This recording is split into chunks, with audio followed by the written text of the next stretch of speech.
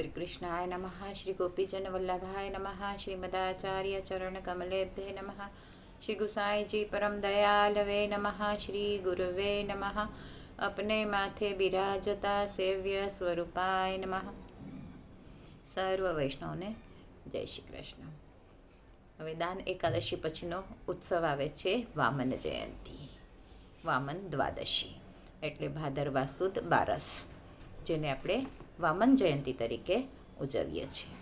કારણ કે બલિરાજા પાસે પ્રભુ બટુક વેશથી પધાર્યા હતા, એટલે કે નાનો બટુક બ્રાહ્મણ તરીકે પધાર્યા હતા. પરંતુ બલિરાજાએ આત્મનિવેદન ભક્તિ થઈ, એટલે વામનજીનું પ્રાકટ્ય ભક્તોદ્ધારક માટે, એટલે જેવી રીતે નરસિંહ ભગવાનનું પ્રાકટ્ય પણ પ્રહલાદની રક્ષા કરવા માટે, એટલે એ પણ ભક્તોદ્ધારક હતું. ભાદરવા સુદ બારસ, જે આપણે વામન જયંતિ તરીકે પુષ્ટિ મંદિરોમાં ઉજવાય છે. બપોરે 12 વાગે રાજભોગ સમયે શાલિગ્રામજીને પંચામૃત સ્નાન કરવામાં આવે છે. અને બલિરાજાએ મસ્તક ઉપર પ્રભુચરણ મુકાવીને વામનજીને 3 પગલાં પૃથ્વીનું દાન આપ્યું હતું. તો પુષ્ટિ માર્ગમાં સર્વોત્તમ 3 દાન છે: રસદાન, અભયદાન અને ગોરસ મહીનું દાન. રસદાન રાસોત્સવ સમયે અપાય છે. અભયદાન આત્મનિવેદન અને બ્રહ્મ સંબંધ સમયે અપાય છે. અને ગોરસ એટલે મહીનું દાન દાનલીલાના સમયે અપાય છે. આમ તો દાનના 8 પ્રકાર બતાવવામાં આવેલા છે અલગ અલગ, અને તેમાં 9મો પ્રકાર જે છે એ પૃથ્વીનું દાન, એ પણ મુખ્ય દાન કહેવામાં આવેલું છે, જે બલિરાજાએ પ્રભુને કર્યું હતું. આ દિવસે ઠાકોરજીને અભ્યંગ થાય છે. વસ્ત્ર કેશરી દોરિયાના આવે છે. કુલ્હે પાગ, પાચંદ્રિકાની જોડ અને હીરાના સુંદર એવા ભારે શૃંગાર હોય છે. અને રાજભોગ સર્યા પછી વામન ભગવાનનો જન્મ થાય છે, ત્યારે પંચામૃત સ્નાન થાય છે.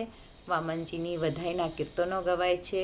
ઉત્સવની વિવિધ જાતની બધી સામગ્રીઓ પ્રભુને ભોગમાં ધરવામાં આવે છે. આવી રીતે આ સુંદર ઉત્સવ આપણે જન્માષ્ટમીની રીતે મનાવીએ છીએ.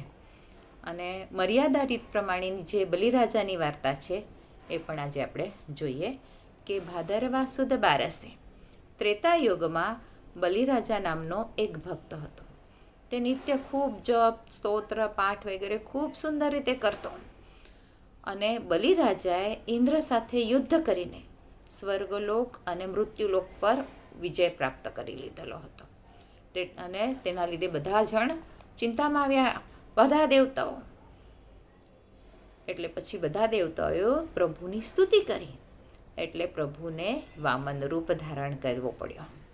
અને બટુક રૂપ લઈને, રૂપ તો બટુક હતું પણ સાથે ઉગ્ર રૂપ ધારણ કરેલું હતું. અને પછી ઉગ્ર રૂપથી બલિને પોતાના વચનોમાં બાંધી લીધા. અને પ્રથમ બલિ પાસે 3 પગલાં પૃથ્વી માગી અને કહ્યું કે જો તું મને 3 પગલાં પૃથ્વી આપીશ તો 3 જગત આપવાનું તને પુણ્ય મળશે. એટલે આટલું મોટું તો એ દાન કર્યું છે, એનું પુણ્ય તને પ્રાપ્ત થશે. એટલે બલિરાજાએ તો તરત જ એ વાત કબૂલ કરી લીધી અને તરત જ એણે સંકલ્પ કર્યો. હવે બલિરાજાના જે પુરોહિત હતા એમણે ખબર પડી ગઈ, શુક્રાચાર્ય, એણે સૂચન બી કર્યું કે તમે આ નહીં કરો, આ સ્વયં પ્રભુ પધારેલા છે, નારાયણ છે, તમારી સાથે છલ કરી રહ્યા છે. પણ છતાં બલિરાજાએ એમનું માન્યું નહીં અને સંકલ્પ કરતાની સાથે એ બટુક ભગવાનનું રૂપ વધવા માંડ્યું.